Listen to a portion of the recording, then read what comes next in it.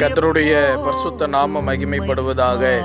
எனக்கு அருமையான தேவனுடைய ஜனமே, நம்மளுடைய வாழ்க்கையில் அநேக நேரம் அநேக காரியத்திலே அசைக்கப்பட்டு கொண்டிருக்கிறீர்களா? உங்களுடைய விசுவாசம் அசைக்கப்படுகிறதா? நம்பிக்கை அசைக்கப்படுகிறதா? தேவனுக்குள் இருக்கிற வைராக்கியம் அசைக்கப்பட்டு கொண்டிருக்கிறதா? பரிசுத்தம் அசைக்கப்பட்டு கொண்டிருக்கிறதா?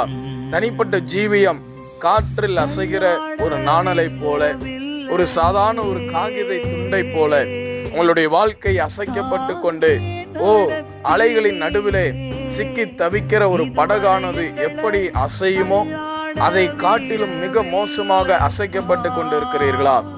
உங்களுக்கு தெய்வம் ஒரு வார்த்தை தருகிறார்.